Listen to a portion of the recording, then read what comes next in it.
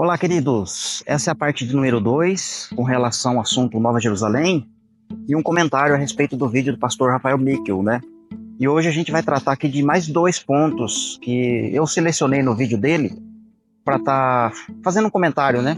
Inclusive refutando. Eu vou colocar agora para vocês ouvirem o que ele fala a respeito, o que ele entende a respeito de analepsia. Leitura que você vai fazer no Apocalipse, você vai compreender muitas coisas. Aí quando você pega o Apocalipse 21, que eu quero ler agora, o Apocalipse 21, ele não é a continuação do Apocalipse 20. Ele é uma análise do capítulo 20. Ele está falando a respeito do milênio, do reino milenar. Novos céus e nova terra. A nova Jerusalém, ela desce no reino milenar. Apocalipse 21. Então, como vocês ouviram aí, né?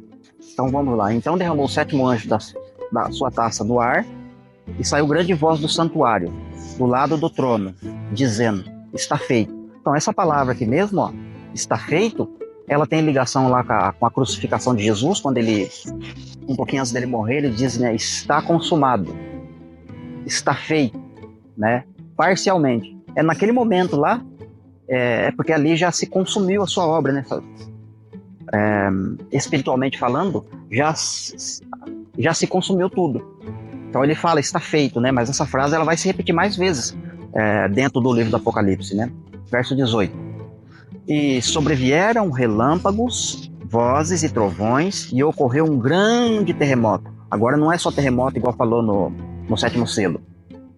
Lá na 7ª trombeta teve terremoto, mas não falou que era um grande terremoto. Aqui está dizendo que é um grande terremoto, como nunca houve igual desde que há gente sobre a terra. Tal foi grande esse terremoto que a grande cidade se dividiu em 3 partes. E a grande cidade, né, que essa galerinha que eu tô fazendo comentário, né, do vídeo a respeito do tema, espiritualizam a Nova Jerusalém, e quando eles espiritualizam a Nova Jerusalém, obrigatoriamente eles têm que chamar Jerusalém de prostituta. Não tem jeito. Você não consegue localizar a prostituta em outro lugar. A Jerusalém terrena tem que sair de cena, ela não pode existir, porque se ela existir, vai entrar em choque, né, com as informações do texto. Então eu tenho, para mim espiritualizar a Nova Jerusalém, obrigatoriamente eu já preciso aniquilar a Jerusalém da terra. Não só ela, como as promessas que Deus fala por toda a Bíblia a respeito da Jerusalém terrena. Então eu preciso tirar ela de cena. E para tirar ela de cena dá trabalho, você tem que distorcer, você tem que fazer várias coisas. Não é fácil. E a grande cidade se dividiu em 3 partes, e caíram as cidades das nações. E lembrou-se Deus da grande Babilônia, para lhe dar o cálice do vinho do furor da sua ira. Né? Caíram as cidades no plural, das nações. São várias nações que contêm cidades. Na conclusão, juntando todas as cidades, né, do mundo inteiro, vai resultar numa grande Babilônia. E essa grande Babilônia vai ser dividida em 3 partes no momento do terremoto. Inclusive vai ser a hora que o anjo vai gritar, né? Caiu, caiu a grande Babilônia, que não é Jerusalém da terra.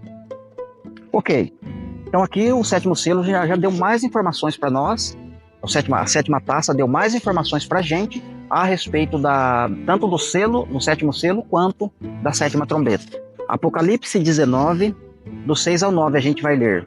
Aqui vai dar um zoom, Deus está mais interessado em falar da 7ª trombeta e não da 7ª taça. Verso 6. Então ouvi uma voz de numerosa multidão, como de muitas águas, e como de fortes trovões, dizendo. Então aqui já apareceu uma expressão de trovões, né? Falou das vozes e falou dos trovões, né? Não falou do terremoto e do relâmpago, né? Então ouvi uma como voz de numerosa multidão, como de muitas águas, e como de fortes trovões, dizendo, Aleluia, pois reina o Senhor, nosso Deus Todo-Poderoso. Assim como foi falado na 7ª trombeta, né? Chegou o tempo da sua ira, etc., para julgar os mortos, dar galardão aos seus servos, e passaste a reinar, etc. Verso 7. Alegremo-nos e exultemo-nos, e damos-lhe glória, porque são chegadas as bodas do Cordeiro, cuja esposa a si mesmo já se ataviou. E esse ponto aqui é importantíssimo. Cuja esposa a si mesmo já se ataviou. Então quem que atavia a esposa? A própria esposa. Ela se atavia para ir ao encontro com o esposo e dali em diante consumar as bodas, né? Isto é, 1000 anos, né? Casamento. Alegremo-nos e exultemo-nos e demos-lhe glória, porque são chegadas as bodas do Cordeiro, cuja esposa a si mesmo já se ataviou. Então aqui, o Apocalipse 19 está dando um zoom dentro da 7ª trombeta para nos informar e fornecer detalhes da esposa, da igreja. A 7ª trombeta tocou lá, mas não falou muitos detalhes, né? De como que ela ia se vestir, as coisas que iriam acontecer com ela. Se tratando de uma analepse, se aqui em Apocalipse 19 a esposa se ataviou a si mesma, quando eu for ler Apocalipse 21, que tem ligação sim, mas não com esse ponto, que é uma analepsia também, mas o Apocalipse 21 não está dizendo lá que a esposa ataviou a si mesma, porque aquela esposa do Apocalipse 21, ela já desce ataviada. Ela não atavia-se a si mesma, porque ela é uma coisa física, literal, e ela não fala. Essa aqui tem voz como voz de muitas águas. Aquela lá não fala nada, até porque ela não tem boca. Ela não tem sentimento, ela não tem espírito, ela não vive. Ou melhor dizendo, ela não tem vida em si mesma. É algo físico, é um objeto. Assim como o que você está vendo à minha volta aqui é físico, é um objeto, só que eles não têm vida, eles não falam. Eu tenho vida, eu falo. Eu me atavio, eu me edifico, eu me destruo, eu sou convencido. E aí por aí vai, sabe? Ok. Verso 9. De linho finíssimo, resplandecente e puro, porque o linho finíssimo são os atos de justiça dos santos. Ou seja, o que eu acabei de falar, né? A própria igreja se edifica com as suas obras. É claro que eu não estou desconsiderando o sacrifício de Cristo. O sacrifício de Cristo tornou tudo isso possível, né? 9. Então me falou o anjo e disse, escreve, bem-aventurados são aqueles que são convidados à ceia das bodas do Cordeiro. E acrescentou, são estas as verdadeiras palavras de Deus, né? Você vê que quando tem uma coisa polêmica, lá no 21 vai se repetir isso aí, né? Escreve porque essas palavras são fiéis e verdadeiras. Aqui é a mesma coisa, né? Então são pontos que são bem desconhecidos, né? Pelo cristianismo, a igreja em geral. Está falando aqui de nações que restam, 99,9% da igreja em si não conhece esse assunto de nações que restam, que sobram, né? Nações que vão ser governadas pela própria igreja, né? Então, aqui tem essa palavra, né? Acrescentou, escreve, porque são fiéis e verdadeiras essas palavras, né? Mas quem é que são os convidados? São as nações que restam. Eu me casei com a Simone. Eu convidei padrinho, eu convidei padrinha, eu convidei amigos, eu convidei parentela, eu convidei colegas de trabalho, eu convidei muita gente para ir ao meu casamento com a Simone. Só que eu e a Simone é uma coisa, os convidados são outra coisa distinta. Cristo é a igreja, Cristo tornou possível a noiva se ataviar para se encontrar com ele, se casar com ele e entrar para as bodas. Só que Cristo, como a igreja, tem os seus convidados, que no caso são as nações que restam. Bem-aventurados são aqueles que são convidados para as bodas do Cordeiro. A igreja não é convidada para participar da boda, porque a igreja é noiva. Noiva não tem que participar de boda. A noiva, ela vai participar do casamento, sabe? De núpcia. Ali coisa mesmo, a da intimidade do marido. E o marido da intimidade da esposa. Os convidados não vão entrar no seu quarto, no meu quarto. Os convidados vão ficar na festa. Vão comer, vão beber, vão dar risada, vão se alegrar, vão beber vinho. Entendido isso? Então aqui o Apocalipse 19 está nos dando informações da 7ª trombeta. Teve o grande terremoto, a igreja subiu e teve um grupo na terra que deu glória a Deus. Quem são esses que deu glória a Deus? É essa galera que foi convidada. Lá não está escrito que eles foram convidados, mas aqui está dando esse detalhe pra gente, que eles foram convidados para a festa do casamento. Ok. Agora encerramos essa parte aqui de falar não de analepsia, a gente vai continuar falando da analepsia ainda, né? Eu digo assim, com relação ao casamento, Cristo e a igreja, sabe? A analepsia que envolve a 7ª trombeta com a 7ª taça. Só que agora, como finalizou, abre aspas, finalizou o Apocalipse 19, não o capítulo, mas a explicação minha, finalizou falando das nações que restam. Então agora, a gente vai ler Apocalipse 21, a gente finalizou aqui falando das nações que restam, que são convidadas. Apocalipse 11 eles deram glória a Deus, Apocalipse 19 eles são convidados, Apocalipse 21 vai mostrar o quê? Deus prometendo e enxugando as lágrimas dos olhos deles, né? Assim como ele fez com a igreja. Ele não prometeu, desde a antiguidade, enxugar toda a lágrima dos olhos da igreja? E quando chegou na 7ª trombeta, ele não se cumpriu isso? Só que também no Antigo Testamento, ele está prometendo, fazendo promessas para nações que restam, pessoas, né, que vão passar pelo milênio, e essas pessoas vão chorar, vão ter perca, sabe? Elas vão passar por dificuldades. Então essas pessoas também vão ter suas lágrimas enxugadas do seu rosto, como o texto que a gente vai ler daqui a pouquinho. Vamos ler Apocalipse 21, mas primeiro vamos ouvir aqui a fala do pastor Rafael Bickel, né? Com relação a essa promessa que eu citei aqui. Eu citei a promessa de enxugar dos olhos a lágrima, né?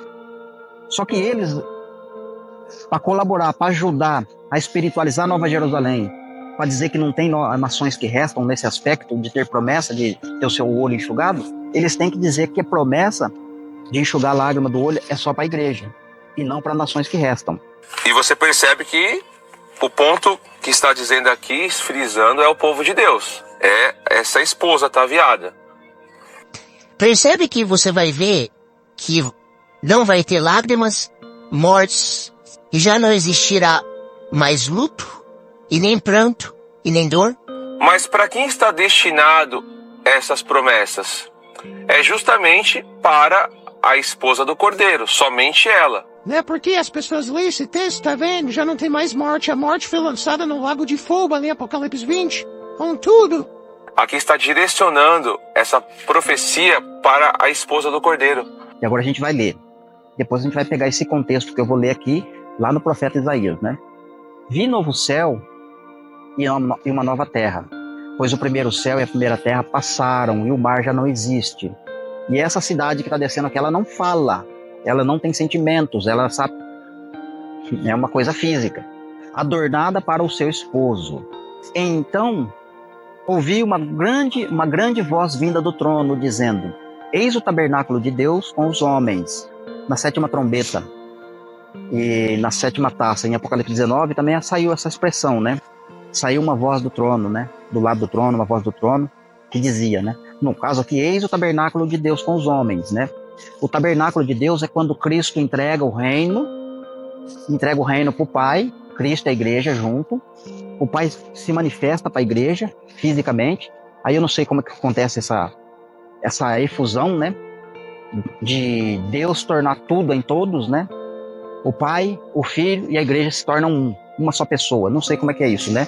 Essa pessoa física vai tabernacular, vai viver, vai andar no meio dos homens, que são nações que restam. Não é o tabernáculo aqui que é a Nova Jerusalém e que os homens aqui é a igreja. Não é isso, está errado isso. Os homens aqui está falando de uma nova etapa. A igreja já teve seu corpo transformado, a igreja já não é mais homem de carne e osso. Homem de carne e osso é as nações que restam. Eles não têm seus corpos transformados. Então a igreja, com o seu corpo transformado, junto com Jesus e o Pai, formam uma só pessoa. É tudo em todos, como Paulo fala em Romanos, em 1 Coríntios, melhor dizendo. Aí essas pessoas podem ter ramo de palmeira nas mãos, sabe? Na verdade é ramo de tamareira, né? Porque palmeira, na verdade palmeira é bacalveira, coqueiro, né? Não tem sentido isso, né? No grego, no hebraico, vai aparecer a palavra tamareira, tâmara. Até porque tâmara é uma fruta muito doce, é um doce diferente.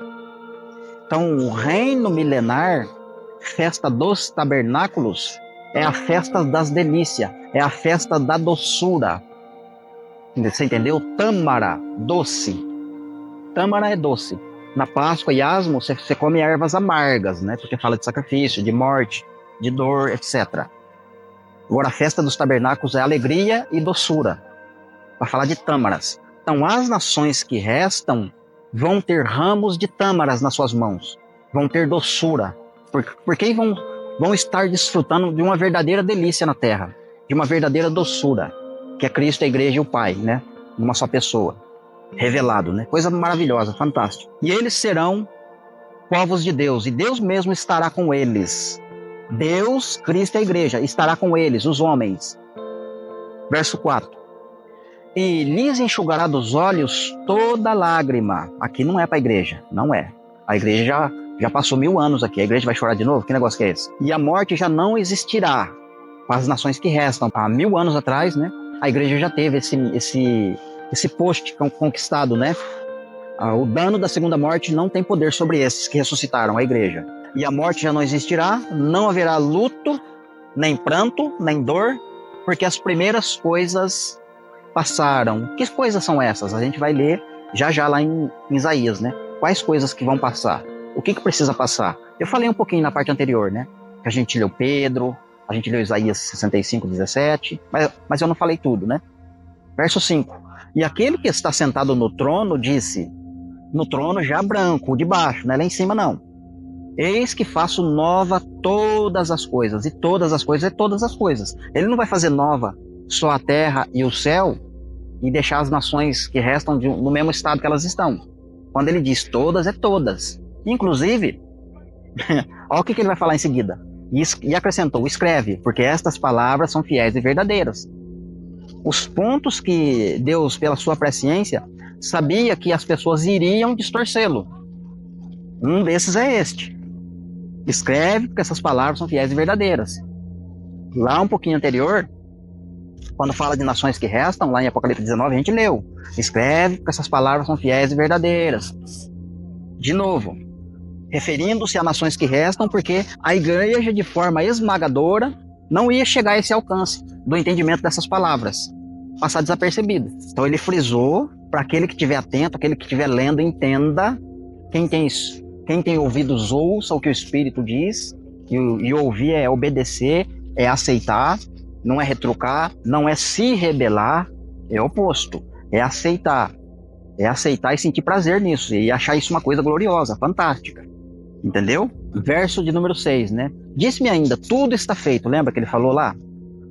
Não lembro se foi na 7ª trombeta, se foi no 7º selo. Tudo está feito. Eu sou o alfa e o ômega, o primeiro e o último. Ao vencedor herdará estas coisas, e eu lhe serei por Deus, e ele me será por filho. Então as nações que restam acabam se tornando filhos. Ou seja, elas recebem a adoção de filhos. E essa parte aqui de receber a adoção de filhos, né, é extremamente importante entender, porque nós recebemos a adoção há 1000 anos antes, né? Quando tocou a 7ª trombeta, Cristo veio e consumou a adoção. A nossa adoção de filhos foi consumada ali na 7ª trombeta. Só que as nações que restam precisariam passar por um processo de transformação para alcançar o posto de receber a adoção de pai, né? O Senhor Deus. E eles se tornarem filhos. Porque não tem como a igreja se tornar filho de novo, mais uma vez, né? Assim como não tem jeito de escolher a igreja 2 vezes, sabe? É lambança, né? Coisa do capiroto isso aí. Antes da gente fazer a leitura do capítulo 65 de Isaías, eu quero fazer uma colocação aqui no assunto dentro de adoção de filhos. Aproveitar que está fresquinho na sua mente. Paulo fala em Romanos 8 que toda a criação geme a um só pensamento, esperando a manifestação dos filhos, né? Então nós, como igreja, somos filhos espiritualmente, mas não recebemos ainda a redenção do corpo, a adoção, quando Deus vai nos adotar de fato como filhos. Quando toca a 7ª trombeta, nós se tornamos filhos, né? E aí nós podemos nos manifestar a favor da criação que está gemendo e esperando também no futuro deles uma possível adoção, para eles se tornarem também filhos do Pai. E assim ser cuidado, né? Assim como um pai, quando a criança cai, você corre lá e pega a criança, coloca no colo, enxuga lágrimas, sabe? Você consola ela, né? Tudo bem, pai tá aqui, sabe? Você consola a criança e a criança para de chorar. Porque ela é enfadada ali no seu colo, sabe? Ela recebe amor, ela recebe carinho. Então, da mesma forma, essa criação, o mundo em si, tá gemendo e tá chorando. Esperando a manifestação dos filhos, nós. Então, nós já nos manifestamos, né? Quando Cristo vem. Agora, precisa, desse caso, eles serem consolados, vamos dizer assim. Porque a palavra diz que Cristo teria que trazer consolação aos que choram, né? Porque os que choram serão consolados. Está lá nas bem-aventuranças, né, que Jesus fala. Quer dizer que as nações que restam vão chorar, mas não serão consoladas. Se for basear no vídeo aqui do pastor Rafael Mikkel, né, que essa promessa é só para a igreja. Nas nações que restam pode chorar à vontade, porque não vai ser consolada. Mas para quem está destinado essas promessas? É justamente para a esposa do Cordeiro, somente ela. Mas a Bíblia fala ao contrário. A consolação é para todos. É claro que em tempos diferentes. Porque Deus está trabalhando a linha do tempo para consolidar o reino, né? Vai estabelecer o reino, não só o reino, como descer, sabe, tudo que está no céu para baixo, né? Fundir tudo, fazer uma fusão, né? Unir céu e terra, resetar a terra e iniciar um novo céu, uma nova terra, né? E para isso precisa do tempo. Não tem de fazer isso numa jogada só, como eles querem fazer. Tudo isso que eu estou falando aqui, eles querem que aconteça na sétima trombeta. E o que ficar depois ficou.